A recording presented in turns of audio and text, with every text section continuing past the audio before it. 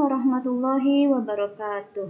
Teman-teman, mari kita lanjutkan belajar lagi. Tetap semangat ya, agar bisa lulus P3K tahap kedua. Nanti saya akan menge-share untuk link kuisnya. Jadi teman-teman bisa mengerjakan kuisnya dulu ya. Kemudian nanti bisa membuka untuk video ini melihat jawaban yang benar. Jadi teman-teman bisa mengukur kemampuan teman-teman selama ini gitu. Kita langsung ke soal nomor 1.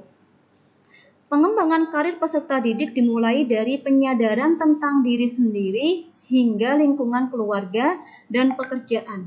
Sehingga akhirnya peserta didik dapat menentukan arah karirnya. Ini merupakan penerapan fungsi bimbingan, pengentasan, penyaluran, pemahaman, pemeliharaan, pencegahan. Dari kuis yang teman-teman kerjakan, semoga jawabannya benar ya teman-teman. Jadi yang betul adalah pemahaman. Di sini itu peserta didik dapat menentukan arah karirnya. Kalau sudah bisa menentukan arah karirnya, berarti peserta didik itu memahami. Jadi jawaban yang betul adalah pemahaman. Soal berikutnya. Terkait dengan sumber referral, ketentuan yang paling penting adalah bahwa kontak dulu sumber referral biar konseling tidak kecewa. Ini salah ya. Kemudian kepala sekolah mengambil posisi tunggal untuk memutuskan referral. Ini juga salah. Konselor berhak untuk memutuskan referral atau tidak. Salah juga. Keputusan untuk dilakukan referral ada pada konseling. Nah, ini jawaban yang benar. Jadi pada kegiatan konseling itu yang berhak memutuskan adalah konseling. Jadi kalau kita mau menentukan referral atau tidak itu keputusannya ada pada konseling ya teman-teman, bukan pada kita guru BK atau konselor. Kemudian referral hanya boleh dilakukan selain seizin orang tua. Ini juga jawabannya salah. Dijumpai beberapa orang dari kelas binaan guru BK yang memiliki kebiasaan merokok di saat jam istirahat. Untuk mencegah agar kebiasaan ini tidak menjalar ke teman yang lain, maka tindakan yang tepat adalah bimbingan lintas kelas. Ini salah ya teman-teman. Kemudian bimbingan kelompok, ini jawaban yang benar. Kemudian konseling individual juga salah, bimbingan klasikal juga salah, konseling kelompok juga salah, kurang tepat ya. Di sini itu kasusnya yaitu dijumpai beberapa orang dari kelas binaan. Jadi ada beberapa orang, bukan satu orang. Mereka memiliki masalah yang sama, yaitu kebiasaan dalam merokok. Sehingga dalam kasus ini itu bisa dilakukan pencegahan ya, pencegahan dari kebiasaan tersebut dengan bimbingan kelompok. Kalau konseling kelompok itu lebih ke pengentasan. Jadi peserta didik memiliki masalah apa, setiap individu punya masalah apa, kemudian kita membantu untuk mengentaskan masalahnya itu menggunakan konseling kelompok teman-teman. Tapi kalau untuk mencegah itu menggunakan bimbingan kelompok. Mungkin selama ini teman-teman masih bingung ya antara bimbingan kelompok dan konseling kelompok. Kemudian pada sekolah kejuruan, aspek perkembangan yang seharusnya mendapatkan porsi yang lebih banyak dikembangkan adalah kesadaran tanggung jawab sosial. Ini kurang tepat ya. Pengembangan diri juga, perilaku kewirausahaan, kemudian kematangan intelektual. Nah, jawaban yang benar adalah wawasan dan kesiapan karir. Jadi pada siswa atau sekolah kejuruan seperti SMK itu lebih mengutamakan yaitu membuat peserta didik kita memiliki wawasan dan kesiapan dalam karir. Jadi itu yang lebih banyak untuk dikembangkan. Jadi ketika mereka lulus itu nanti mereka siap untuk bekerja atau mungkin melanjutkan sekolah dan yang lainnya. Kalau kewirausahaan berarti bekerja ya. Kalau kesiapan karir itu bisa dalam bentuk karir apapun. Nah, kita lanjutkan lagi. Jika dalam proposal penelitian tertulis hipotesis sebagai berikut. Penerapan permainan simulasi untuk meningkatkan disiplin diri dalam berlalu lintas. Pernyataan hipotesis tersebut mengisyaratkan bahwa penelitian ini adalah penelitian deskriptif bukan ya, eksperimen juga bukan, komparasi juga bukan, korelasional juga bukan ya, korelasional berarti hubungan juga bukan. Yang benar adalah tindakan.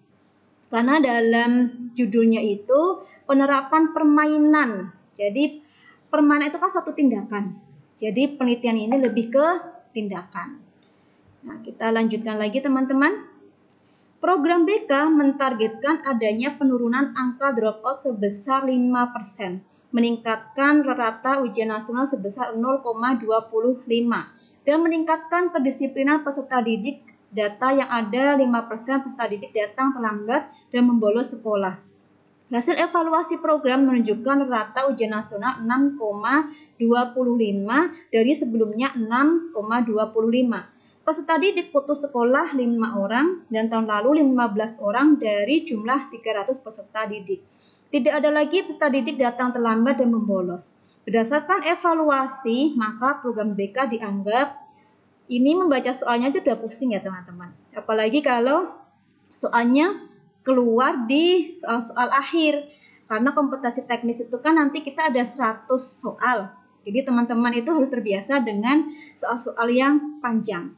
Jadi jawaban untuk soal ini adalah cukup berhasil meskipun target peningkatan ujian nasional terwujud. Jadi di sini itu targetnya sudah cukup berhasil ya. Cukup berhasilnya gimana? Itu ujian nasional 6,25, sebelumnya 6,25. Berarti kan target ujian nasional belum terwujud. Tapi untuk yang lainnya itu sudah bisa terwujud, termasuk dalam peserta didik putus sekolah itu 5 orang ya. Sementara tahun lalu itu 15, berarti kan sudah ada peningkatan. Hanya ujian nasional saja yang belum terwujud dalam peningkatannya, tapi sudah dikatakan cukup berhasil. Nah, kita lanjutkan lagi. Ketika melakukan kunjungan rumah, guru BK menduga peserta didik mengalami gangguan kejiwaan karena menunjukkan perubahan mood dan perilaku yang ekstrim. Sebagai guru BK atau konselor yang profesional, ia berusaha mengatasi masalah peserta didik.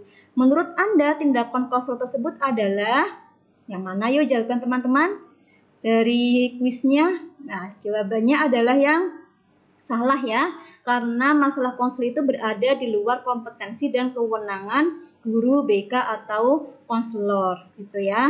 Ini teman-teman seharusnya sudah bisa memahami soal-soal yang seperti ini. Karena beberapa soal sebelumnya juga sudah saya sampaikan. Sekarang kita lanjutkan lagi. Seorang peserta didik takut untuk pulang ke rumah karena sudah membayangkan rasa sakit dan tersiksanya dipukul dan dihina oleh ayahnya karena tidak bersedia untuk dinikahkan. Atas kasus tersebut, guru BK berkata, "Sekarang kamu bersikap tenang dan pulanglah. Besok kita bicarakan lagi masalah ini." Tindakan konselor tersebut menggambarkan, nah soal-soal model seperti ini juga sudah saya sampaikan di beberapa video saya sebelumnya. Jadi tindakan konselor ini komitmen rendah ya, karena kurang merespon kepentingan yang dialami oleh konseli. Nah, kita lanjutkan lagi ya untuk soal berikutnya. Hasil asesmen individual terhadap Maman, yaitu seorang peserta didik SMA kelas 10, menunjukkan bahwa Maman sangat tertarik dengan berbagai kegiatan yang banyak melibatkan orang, memberi perhatian kepada masalah orang lain, dan memiliki perasaan bahagia bila mampu membantu orang lain. Selain itu, ia merupakan seorang pendengar yang baik dan banyak terlibat pada berbagai kegiatan sosial. Secara akademik, Maman termasuk peserta didik berprestasi pada mata pelajaran ilmu-ilmu sosial. Hasil tes potensi akademik atau TPA mengungkapkan bahwa Maman juga memiliki kemampuan yang memadai untuk menyelesaikan pendidikan sampai jenjang S2 dan S3. Maman ingin melanjutkan studi ke program studi bimbingan dan konseling, tetapi pesimis melihat tingginya saingan untuk mendaftar di prodi tersebut. Arah layanan bimbingan dan konseling agar Maman mampu meningkatkan, jawaban yang benar, yang mana teman-teman? Yaitu rasa percaya dirinya ya. Jadi untuk skor TPA-nya sudah bagus, kemampuan eksaktanya, kemudian kualitas asertivitasnya, pribadinya juga sudah bagus. Yang perlu ditingkatkan itu adalah rasa percaya dirinya. Untuk soal seperti ini pasti teman-teman mudah ya untuk menjawabnya. Hanya masalahnya ketika sudah mengerjakan soal begitu banyak dan kemudian kita ketemu dengan soal yang panjang seperti ini, membacanya sudah rasanya pusing ya teman-teman. Makanya kita harus terbiasa dengan mengerjakan soal-soal yang panjang untuk kalimatnya ya. Soal terakhir. Di samping tes prestasi belajar, teknik asesmen yang tepat digunakan untuk mengetahui kemampuan peserta didik adalah Nah, di sini sudah jelas ya. Jadi untuk mengetahui kemampuan peserta didik itu adalah dengan tes intelijensi. Jadi itu yang bisa saya sampaikan, semoga bermanfaat. Assalamualaikum warahmatullahi wabarakatuh.